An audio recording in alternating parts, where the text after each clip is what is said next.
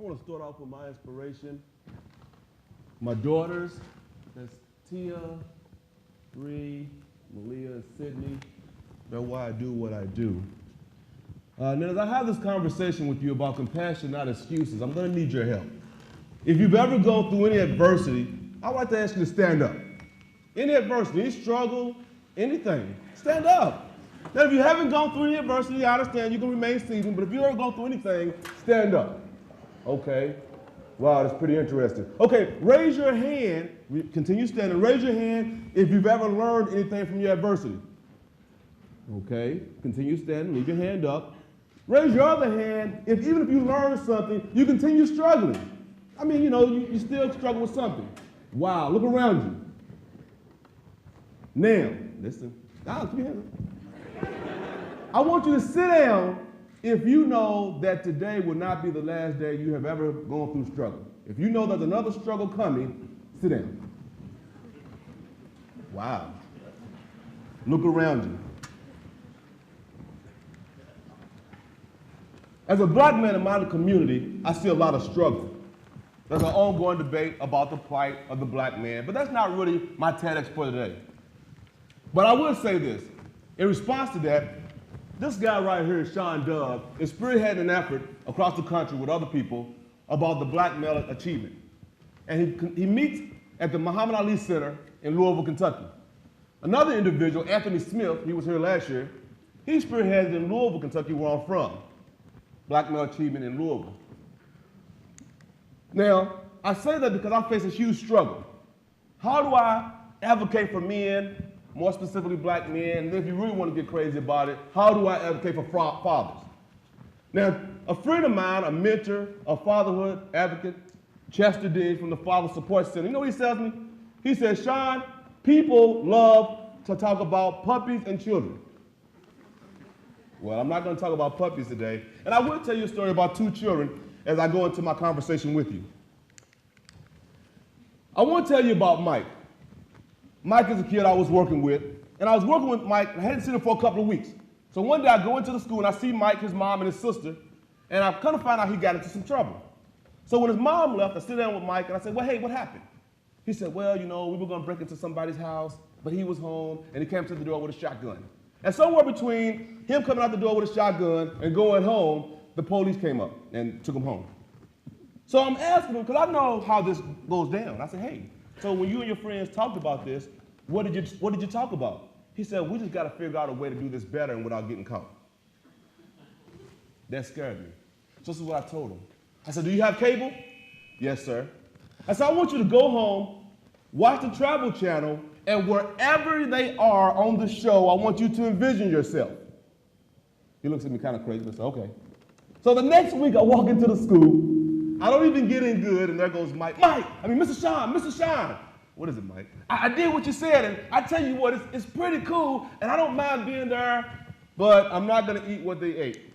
He had caught an episode of Andrew Zimmerman, Bizarre Food. But the reason I wanted him to do that, because I wanted him to think about something different than what he was thinking about. The other kid, Lamont, halfway decent kid, get in trouble periodically, but when his mom died when he was young, he got into more trouble. Suspended from school. Matter of fact, he ended up getting kicked out of every school he went to. In trouble with the law, juvenile detention centers. When he turned 18, a series of bad decisions had him incarcerated for a couple of years. But here's the deal. When he got out, he got a little focus and he got his GED. But he was homeless again after that. But he said, you know what? Let me go to school. So he went to college. And he wanted to teach. He wanted to give back. But he couldn't because he was a convicted felon. Okay, I do computers. But he was considered a security risk. Convicted felon. Okay, I do a lawn care business. But he couldn't get insurance because he couldn't get bonded because he was a convicted felon. The reason I share that story is because I don't see those scenarios, that struggle, as being excuses. That was a brick wall that he was run up against. And I share that story of Lamont because Lamont is me, Shawn Gardner. Now, what's important about Mike and Lamont, neither one of them had support. Neither one of them had structure. And one thing they didn't have is they didn't have support from people. And what I tend to say is we need to show people a little bit more compassion. So what do I mean by that? Do I mean give people money? Do I mean give them a pass for doing the crazy stuff that they do? No.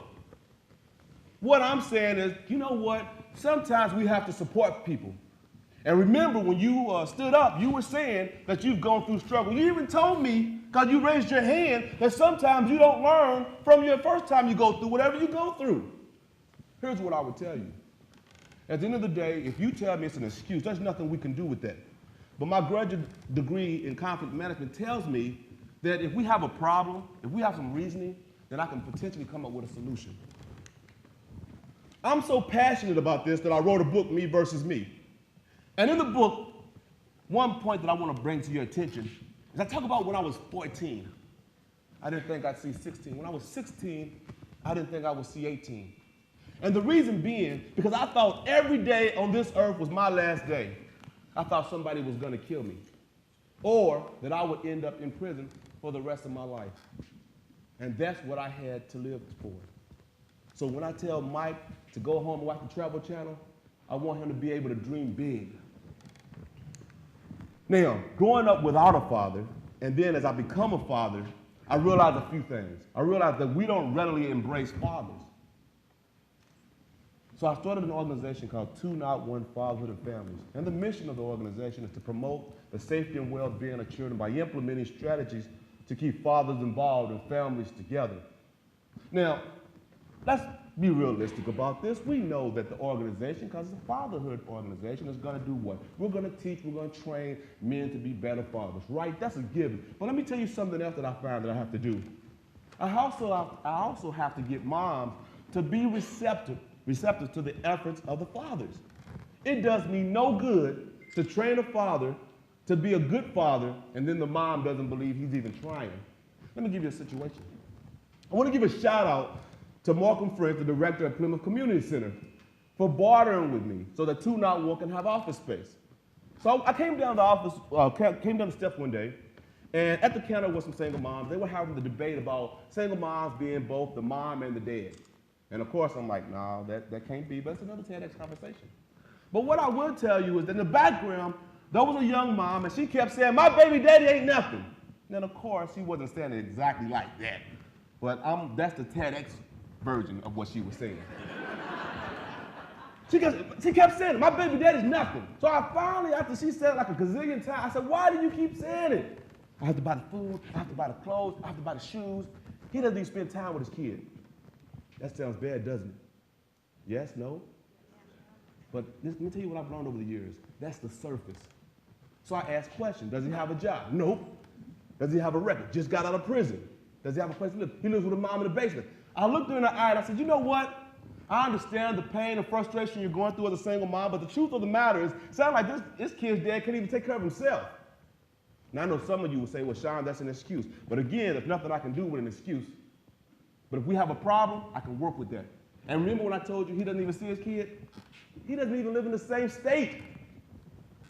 Now, sometimes I find myself on social media, and I continue to have this back and forth about fathers matter. There's a friend of mine, Philip Bailey, with WFPL, National Public Radio. And it's funny, he says, watching Shawn advocate for fathers is like watching King Leonidas in the movie 300. It's a valiant effort, but we know the outcome. But I keep at it. I don't quit, I don't stop. Because I know if I don't do it, who's gonna do it? Now remember I told you about my organization 2-Not-1? Over the years, it was founded in 2008. So over the years, we've been doing a lot of work with fathers. And we've come to conclude that if we work with young fathers, 24 and under, then we can have more of an impact. And why is that important? We know that 750,000 young teenage women will be pregnant this year. Out of that, about 300,000 will give birth. And what do we also know? We know that when fathers are involved, kids do better in school, less likely to get in trouble with the law, less likely to do drugs, and in my case, young girls are less likely to get pregnant at an early age. That might have something to do with the shotgun by the door, I don't know. Here's another thing that I know. When it comes to working with teenage parents, we love working with moms, don't we? Yes, no? No, yes? We love working with moms, and rightfully so. So we have a program from where I'm at in the school district called TEP, Teenage Parenting Program. It's a great program. Guess what? It's needed. We need this program. But what I will also tell you is that we don't have anything for fathers. This group of guys right here, and the lady in the middle there, her name is Mary Rick. I want to give her a shout out because she's with Youth Build Louisville. She's still the vision of Youth 291 TFU. But there was one of these guys who one day in a session we were saying, hey, let me see a picture of your daughter. He says, I don't have a picture of her, I deleted it. Now when you hear that, it's pretty bad. He deleted a picture of his daughter. But let me tell you what happened, because I went past the surface. As I dug deep, he said, you know what? I deleted it because they said I'm not a dad. Meaning the mom, her mom, and the brothers who threatened to kill him. Now that's bad. He didn't have any support. He cared about his kid, but the pain of not being able to see his kid, he just deleted the picture. See, the truth of the matter is when we talk about this fathers don't matter, and I'm talking to you about compassion, here's what I'm going to tell you. My research has shown me that when we talk about Disney dads, something I found a long time ago, we say, well, dads who just go get their kids, and when they get their kids, they just have fun, they don't do any discipline. What I kind of found out, there's another side to that. The other side is the dad who has such a hard time dealing with the mom that when he gets the kid, he just wants to spend quality time. Mama's baby, daddy's maybe. I had a conversation with a family court mom, and we were talking about how when the baby is born, we know the baby is to mom's, but dad's not on the paternity, because out of wedlock. There's a few more, but my point is, a lot of times we don't dig past the surface. So here's what I want you to do, because you probably think you're going to get out of here without doing anything, and that's not going to happen. Here's the challenge I have for you. Next time you hear a situation or anything that's crazy, I want you to know the facts. I want you to think about the time that you had to overcome adversity. I want you to provide unconditional support. In other words, I don't want you to be taken advantage of, but when somebody's going through something, remember, you go through things yourself. And remember, compassion goes a long way. Let me say this in closing. If I've said anything to you today that resonated with you, anything I said makes sense, then understand the only reason that I'm here today is because people show compassion for Shawn Gardner. Thank you.